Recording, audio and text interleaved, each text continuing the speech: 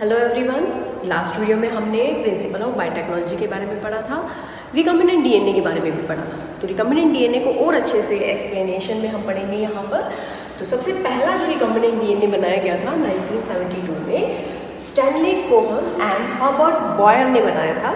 कैसे बनाया था? एक बैक्टीरिया इन्होंने लिया था साल्मोनेला टाइफिम्यूरियम, जिसके अंदर एंटीबायोटिक रेजिस्टेंस जीन होता है। इन साइंटिस्ट ने इस बैक्टीरिया के डीएनए से इस पर्टिकुलर जीन को आइसोलेट किया। पूरे डीएनए को नहीं लेते हैं, पूरे डीएनए में जो जहाँ पर ये जीन प्रेजेंट है, मान लो इस साइट के ऊपर ये वाला जीन प्रेजेंट है, तो ये सिर्फ क्या किया इन्होंने, सिर्फ और सिर्फ इस पार्ट को ही, इसी जीन को, एंटीबायोटिक जीन को इन्होंने आइसोलेट किया। कैसे आइसोलेट किया? इस डीएनए को, इस पार्ट को कट करने के लिए एक एंजाइम यूज होता है जिसको हम बोलते हैं रेस्ट्रिक्शन एंडोन्यूक्लियेज एंजाइम। ये रेस्ट्रिक्शन एंडोन्यूक्लियेज एंजाइम क्या करता है, डीएनए के अंदर स्पेसिफिक साइट से जीन को कट कर देता है। ठीक है, इन्होंने ये जीन ले लिया। दूसरी तरफ इन्होंने सेम जो क्लोजली रिलेटेड बैक्टीरिया है सैल्मोनेला के, ई कोलाई, उसका प्लाज्मिड इन्होंने आइसोलेट कर लिया। ठीक है, प्लाज्मिड एक्स्ट्रा क्रोमोसोमल डीएनए होता है, एक तो यहाँ डीएनए होता ही है ई कोलाई में जो पैक डीएनए है, उसके अलावा एक्स्ट्रा क्रोमोसोमल डीएनए होता है जिसको हम बेटा प्लाज्मिड बोलते हैं। ठीक है, ये प्लाज्मिड एज अ वेक्टर के जैसा काम करता है। वेक्टर क्या होता है? जैसे व्हीकल होता है ना, व्हीकल हमें एक जगह से दूसरी जगह ले जाता है, ऐसे ही वेक्टर क्या करता है, डिजायर्ड पीस ऑफ डीएनए को एक जगह से दूसरी जगह, यानी कि होस्ट के अंदर ट्रांसफर करने में हेल्प करता है। अभी देखें कैसे इसका काम आएगा भी। तो ई कोलाई से इस प्लाज्मिड को आइसोलेट किया गया।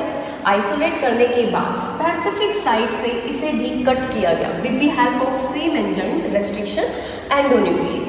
तो कट हो गया ये वाला पार्ट, यहाँ से मान लो कट किया, तो कट करने के बाद ये डीएनए इस तरह से कट करने के बाद बेटा इस जीन को, एंटीबायोटिक रेजिस्टेंस जीन जो है, इसको लाइगेट और अटैच कराया गया विद दिस प्लाज्मिड डीएनए। ठीक है, इस डीएनए के साथ अटैच करा दिया। ये वाला डीएनए अब प्लाज्मिड डीएनए के साथ अटैच करा दिया गया। किसकी हेल्प से? डीएनए लाइगेज की हेल्प से। ओके, ये एंजाइम क्या करता है, डिजायर्ड डीएनए को प्लाज्मिड डीएनए के साथ बाइंड करा देता है। अब ये बाइंड हो गया, इट मीन्स दो डीएनए आ गए, एक तो सैल्मोनेला का डीएनए जीन, ठीक है, और एक ई कोलाई का प्लाज्मिड डीएनए। तो ये क्या बन गया हमारे पास? ये बन गया रिकॉम्बिनेंट डीएनए। ओके, अब इस डीएनए को, इस रिकॉम्बिनेंट डीएनए को ट्रांसफर कर दिया जाता है वापस से ई कोलाई के अंदर। ठीक है, अब जो रिकॉम्बिनेंट डीएनए है इसको वापस से ई कोलाई के अंदर ट्रांसफर कर दिया जाएगा। क्यों कर दिया जाएगा? क्योंकि इस ई कोलाई के जब इस क्रोमोसोम की रेप्लिकेशन होगी तो इस क्रोमोसोम के साथ, अब आपको पता है, डिजायर्ड पीस ऑफ डीएनए भी अटैच है, तो ये पार्ट भी अपनी मल्टीपल कॉपीज बना लेगा। किसकी हेल्प से? ई कोलाई के अंदर प्रेजेंट होता है डीएनए पॉलीमरेज एंजाइम। ठीक है, डीएनए पॉलीमरेज याद आया कुछ? डीएनए रेप्लिकेशन में हेल्प करता था जो, यही डीएनए पॉलीमरेज एंजाइम जो ई कोलाई का है, इसकी हेल्प से ये पार्ट भी क्या हो जाएगा, रेप्लिकेट हो जाएगा। रेप्लिकेट होने के बाद इसकी मल्टीपल कॉपीज बन जाएंगी, और जब ये ई कोलाई आगे रिप्रोड्यूस करेगा तो इसकी प्रोजेनीज के अंदर भी ये डिजायर्ड पीस ऑफ डीएनए आ जाएगा। ठीक है, तो यहाँ पे जो ये ई कोलाई है इसको हम बोलते हैं ट्रांसफॉर्म्ड। ट्रांसफॉर्म का मतलब कैसे? पहले ये नॉर्मल थी जब तक इसके अंदर हमने डिजायर्ड पीस ऑफ डीएनए नहीं डाला था। अब जैसे ही इसका डीएनए हमने दूसरे बैक्टीरिया के जीन के साथ बाइंड कराया, तो जो अब डीएनए इसके अंदर गया तो इसने ई कोलाई को ट्रांसफॉर्म्ड कर दिया। ट्रांसफॉर्म मतलब अब इससे जो नई प्रोजेनीज बनेगी उसके अंदर ये वाला जीन भी प्रेजेंट होगा। ओके, तो जेनेटिक इंजीनियरिंग के 3 बेसिक स्टेप्स यहाँ पर आ गए हैं बेटा। सबसे पहले identification of desired gene, then transfer it to the plasmid DNA and then into the E coli. देन इसके बाद इसकी मेंटेनेंस होती है ई कोलाई के अंदर, और देन ये जो स्पेसिफिक जीन है ये ट्रांसफर हो जाता है किसके अंदर, प्रोजेनिस के अंदर। ओके, तो रिकम्बिनेंट डीएनए टेक्नोलॉजी में जो टूल्स यूज होने वाले हैं, सबसे पहले उनके बारे में पढ़ रहे हैं। सबसे पहला जो टूल है it is the restriction enzyme. 1963 में बेटा 2 एंजाइम्स आइसोलेट किए गए थे from the E coli bacteria, ठीक है। ई कोलाई बैक्टीरिया से आइसोलेट किए जाने वाले जो एंजाइम थे वो थे मिथाइलेज, ठीक है, जो ऐड करता है मिथाइल ग्रुप, और दूसरा जो था इसमें था यही एंजाइम रेस्ट्रिक्शन न्यूक्लियेज एंजाइम, ठीक है, जो न्यूक्लियेज कैटेगरी से बिलोंग करता है। अभी मैं बताऊंगी इसके बारे में डिटेल में। तो सबसे पहले यहाँ थोड़ा सा हम समझ लेते हैं। 1963 में ई कोलाई से 2 एंजाइम आइसोलेट किए गए थे टू रेस्ट्रिक्ट, क्योंकि इसका नाम रेस्ट्रिक्शन है, to restrict the growth of bacteriophage. Bacteriophage क्या है यहाँ पर? एक वायरस, ठीक है। तो कैसे रेस्ट्रिक्ट किया था? लाइक हमारे पास यहाँ पर एक ई कोलाई बैक्टीरिया है यहाँ पर, ठीक है। ई कोलाई बैक्टीरिया के अंदर यहाँ इसका ये डीएनए है और इसके अंदर ये डिफेंस, एक तरह से ये दोनों ई कोलाई के लिए नेचुरल डिफेंस का काम करते हैं, ठीक है, नेचुरल डिफेंस मैकेनिज्म का काम करते हैं। एक तो इनके पास है मिथाइलेज एंजाइम जो मिथाइल ग्रुप ऐड करेगा टू द बेस, और दूसरा यहाँ पर है रेस्ट्रिक्शन एंडोन्यूक्लियेज एंजाइम जो डीएनए को कट करेगा। क्योंकि ये डीएनए को कट करता है इसलिए इनको मॉलिक्यूलर सीजर भी बोला जाता है, ठीक है। मॉलिक्यूलर, जो मॉलिक्यूल को कट करते हैं, ठीक है, मॉलिक्यूलर सीजर। अब जैसे ही बाहर से बैक्टीरियोफेज वायरस आता है, ठीक है, इस तरह से, तो ये अपना डीएनए रिलीज कर देता है ई कोलाई बैक्टीरिया के, लाइक ये डीएनए है बैक्टीरिया का, इसका बैक्टीरियोफेज का। अब ये डीएनए क्या करेगा? ई कोलाई को हार्म कर सकता है, बट ई कोलाई के पास क्या है? इसका नेचुरल डिफेंस मैकेनिज्म है। तो ये क्या करते हैं? जैसे सबसे पहले हम बात कर रहे हैं रेस्ट्रिक्शन एंडोन्यूक्लियेज एंजाइम की, जो इसके अंदर प्रेजेंट होता है। ये एंजाइम स्पेसिफिक होता है अपने कटिंग के लिए, सिर्फ ये स्पेसिफिक पॉइंट पर ही कट करता है। लाइक ये एंजाइम कट कर रहा है जी और सी के बीच में, ठीक है।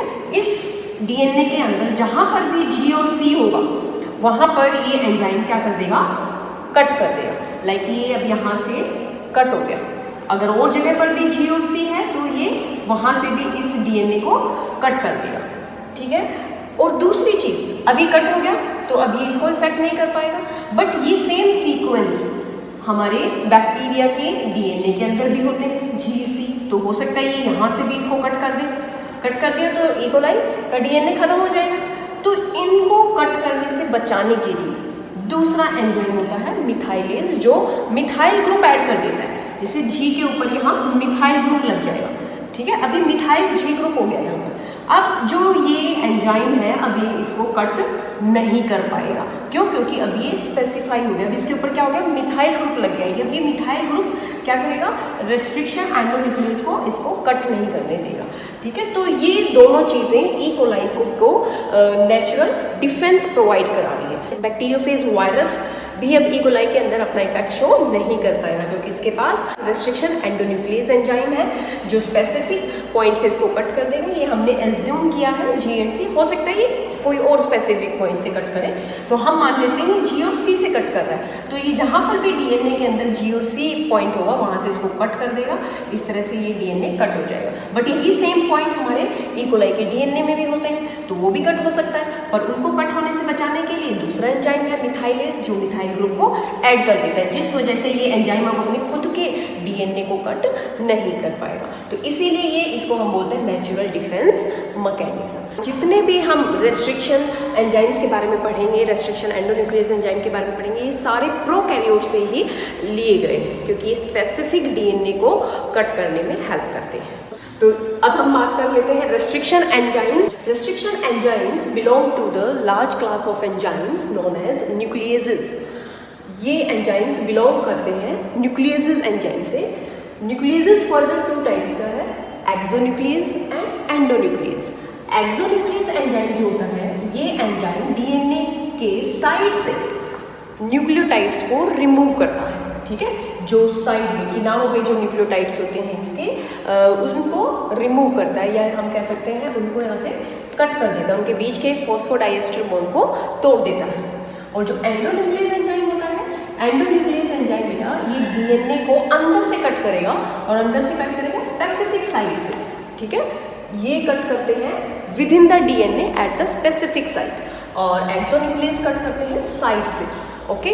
तो एक तो हमें चाहिए रेस्ट्रिक्शन एंजाइम्स, दूसरे पॉलीमरेज एंजाइम जो पॉलीमराइजेशन कराएंगे, उस पार्ट की रेप्लिकेशन में हेल्प करेंगे, लाइगेज एंजाइम जो 2 डीएनए को जोड़ने का काम करेंगे। देन हमें चाहिए एक वेक्टर किस लिए, जो डिजायर्ड डीएनए को ट्रांसफर करेगा होस्ट के अंदर, ठीक है। तो वेक्टर चाहिए। वेक्टर यहाँ पर आप कंसीडर कर सकते हैं व्हीकल से, व्हीकल जैसे हमें एक जगह से दूसरी जगह पहुँचाता है, ऐसे ही वेक्टर क्या करता है, डिजायर्ड डीएनए को होस्ट ऑर्गेनिज्म तक पहुँचाते हैं। और लास्ट हमारे पास जो है यहाँ पर होस्ट ऑर्गेनिज्म। तो ये सारी चीज़ें यूज़ होने वाली है डीएनए रिकॉम्बिनेंट डीएनए टेक्नोलॉजी के अंदर। नाउ रिकॉम्बिनेंट डीएनए को बेटा सीक्वेंस के थ्रू समझेंगे अभी हम कि पर्टिकुलर सीक्वेंस कैसे कट किया जाता है रेस्ट्रिक्शन एंडोन्यूक्लियस एंजाइम की हेल्प से।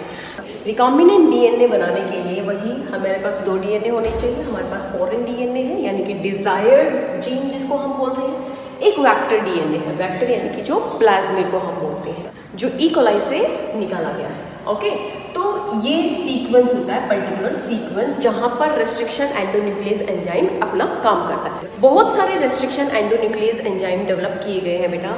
Almost 900 restriction enzymes were isolated from 230 strains of bacteria. ये रेस्ट्रिक्शन एंडोन्यूक्लियस एंजाइम अपने स्पेसिफिक सीक्वेंस पर ही डीएनए को कट करेंगे, ठीक है। ये स्पेसिफिक होते हैं अपनी कटिंग में।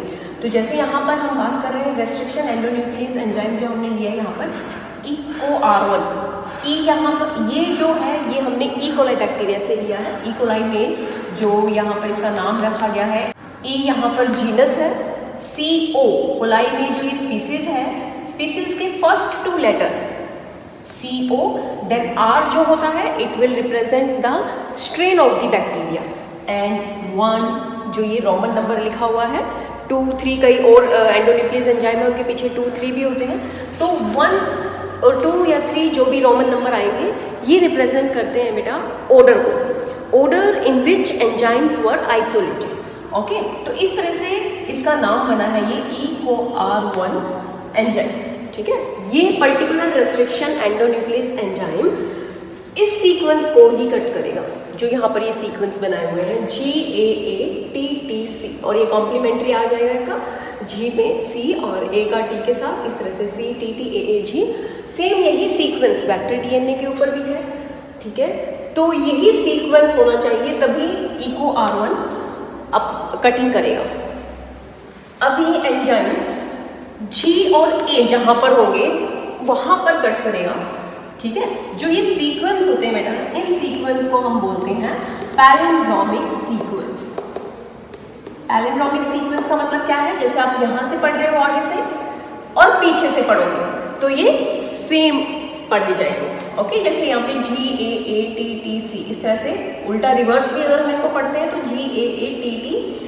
तो इस तरह के सीक्वेंस को हम बोलते हैं पैलिंड्रोमिक सीक्वेंस। ओके, तो ये एंजाइम्स के हर एंजाइम्स के सीक्वेंस जो होते हैं वो स्पेसिफिक होते हैं। इसके लिए जैसे ये सीक्वेंस है तो ये एंजाइम G और A के बीच में ही कट करता है। सेम यहाँ पर G और A के बीच में ही कट हुआ। कट करने के बाद इस तरह से देखें आप, ये पार्ट यहाँ से कट हो गया, ठीक है। ये वाला पार्ट यहाँ तक, ये इतना पार्ट कट हो गया, तो ये पार्ट बच जाएगा हमारे पास। ये जो पार्ट बच गया इसको हम बोलते हैं स्टिकी एंड। सेम इसी तरीके से G A के बीच में कट लग जाएगा, जो पार्ट यहाँ बच जाएगा, जो ये कट लगा है इस तरीके से, तो ये कटिंग पार्ट जो है यहाँ पर आ गया, ये भी स्टिकी एंड है। अब यहाँ पर क्या होता है, DNA लाइगेज एंजाइम होता है। ये स्टिकी एंड क्यों होते हैं, ताकि ये पार्ट इस पार्ट के साथ या ये पार्ट इस पार्ट के साथ अटैच हो जाए, ठीक है। अटैच होने के लिए हमारे पास एक एंजाइम की भी जरूरत होती है जिसको हम DNA लाइगेज बोलते हैं। इस तरह से ये पार्ट अब अटैच होंगे, क्योंकि दोनों के बीच में क्या होती है, हाइड्रोजन बॉन्डिंग होती है ना इन बेसिस के बीच में। हाइड्रोजन बॉन्डिंग की वजह से अब ये क्या होंगे, एक दूसरे के साथ अटैच होंगे। अब ये क्या बन गए, रिकॉम्बिनेंट DNA बन गए। तो इसको समझाने का पर्पज़ यही था कि हमारे पास स्पेसिफिक रेस्ट्रिक्शन एंडोन्यूक्लियस एंजाइम होते हैं जो स्पेसिफिक सीक्वेंस से ही DNA को कट करेंगे। ओके, हमारे पास अब तक 900 रेस्ट्रिक्शन एंडोन्यूक्लियस एंजाइम डेवलप हो चुके हैं। 230 स्ट्रेन्स ऑफ बैक्टीरिया से उनको आइसोलेट किया गया है।